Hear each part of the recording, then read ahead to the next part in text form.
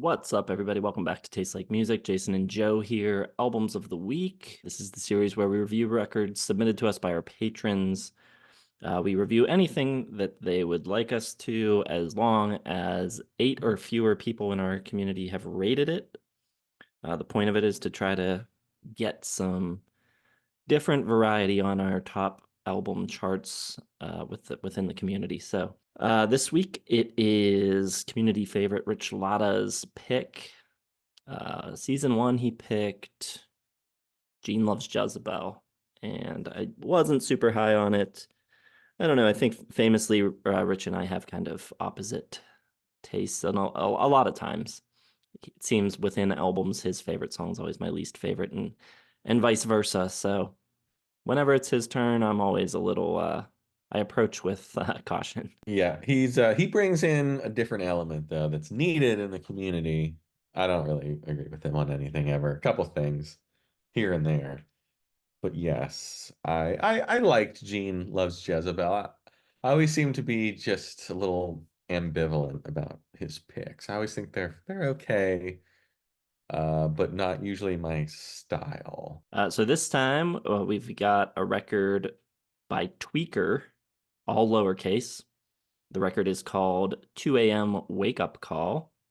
Tweaker is the project of Chris Vrenna, whose name is real familiar. I don't know. Is he in something else?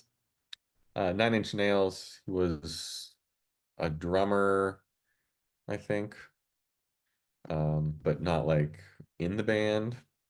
I probably remember seeing his name during Nine Inch Nails week.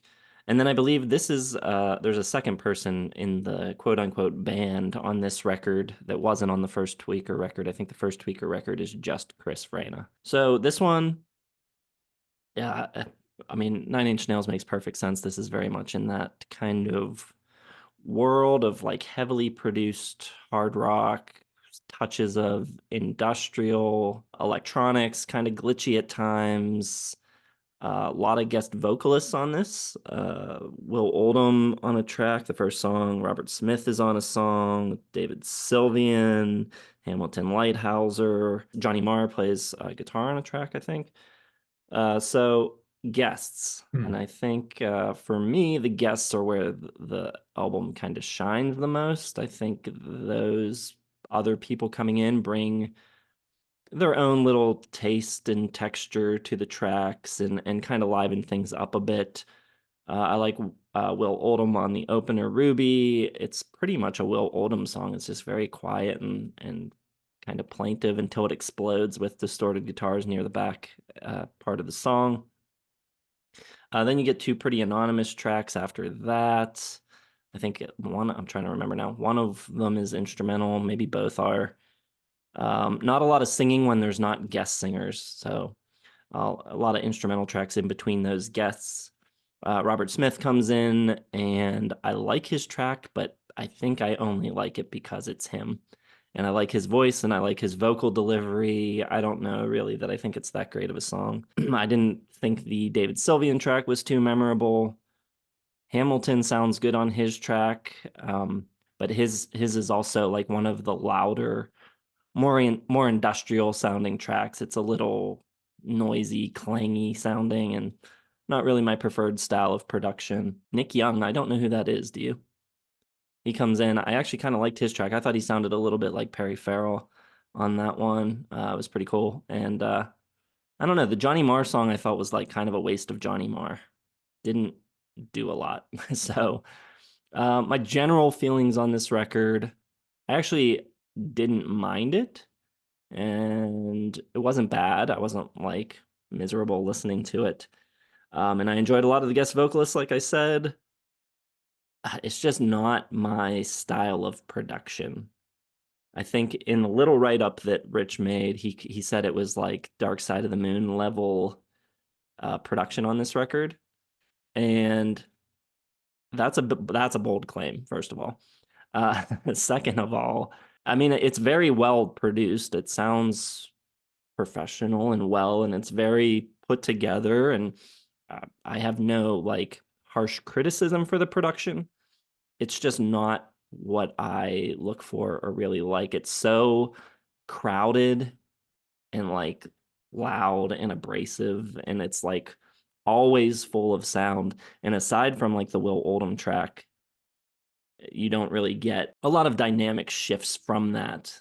And that's the first song. So once that's over, that's it for quiet. So for me, it was fine. I'm going 3 stars on it. I think, it was fine. It was enjoyable, but I don't think I would probably go back to this. It's just once again, Rich Lotta's vibe and my vibe are not one and the same. Yeah, I feel mostly the same way. Vrenna's an interesting guy. Apparently, he was recruited to play with Guns N' Roses by Axl Rose during the one of the 20 years between Spaghetti Incident and Chinese Democracy. He's obviously got some chops. He was on a couple of the big Nine Inch Nails tracks. And I don't mind industrial sounding music. I get, little filter vibes, a little Nine Inch Nails, a little Stabbing Westward.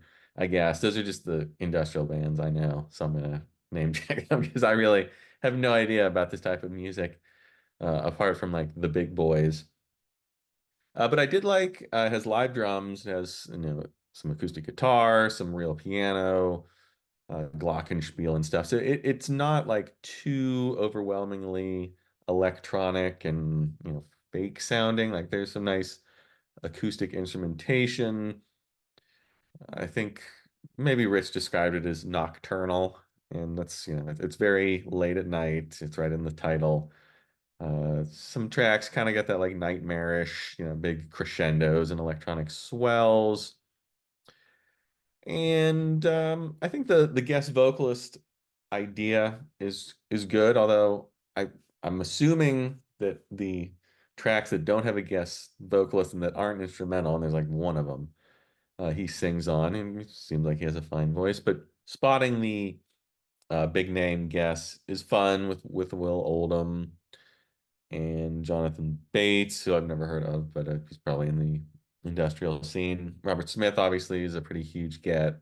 David Sylvian, pretty huge get. And I think they all do pretty good guest vocal performances. Although I think I like the Nick Young, whoever that is. It's probably just like a nom de plume for Perry Farrell, because that's exactly what it sounds like. But I thought that track is pretty good. Johnny Marr, I don't think I would have recognized if I hadn't seen his name on the credits. It's nice, tasteful playing, but it's nothing that really stands out. And I think if in my limited knowledge of industrial, this sounds very much like a industrial record, even with all the big name guest spots. It doesn't sound that much different than things I've already heard. So I don't know, I don't think this is like some big over the top, expansive, like, oh, it's like, oh wow, I can't believe Chris Vrenna went there. Kind of, it just seems kind of safe. And yeah, it's fine. I think it's good. It's an enjoyable listen. I don't dislike industrial sounds. And there's nothing on here that's too abrasive or too metal or too just like, weird, or it's very almost too safe, I would say, for um, it to be like a great album, but I think it's a fine album. And I like, all the guest vocalists. I think David Sylvian does a real nice job with a little sophistopop element. Hamilton the Lighthouser sounds like Richard Patrick from Filter a lot, surprisingly. And the Nick Young's good. I don't know who Jennifer Charles from Elysian Fields is, but I get like a dreamy kind of trip hop vibe there. So yeah, I mean, I find the dark, moody songs mostly sonically pleasing. I like the acoustic instrumentals here. I like the synths. I like that kind of creepy late night vibe of it as well. It just doesn't have anything that I really love in music, and it doesn't have, super strong hooks. It's not danceable. It's very like vibey mood music. Great for soundtracks, but I think it's good enough for like a light 3.5. And I don't like the cover though. I think it's really lame. So I won't dock it too much. Yeah, I think there was like a little bit of like I don't know, like a lack of identity to it. It felt, I mean, the guests were very much needed because, but at the same time, like I don't know, like maybe it would have been better to have one of those guests sing the entire album, Yeah. tie it together a little more, yeah, And have some it kind of theme. The tracks without the singers just felt like filler, nothing, just wasted time in between tracks. I didn't get much from those, so yeah, I wasn't getting a lot of Chris Vrenna.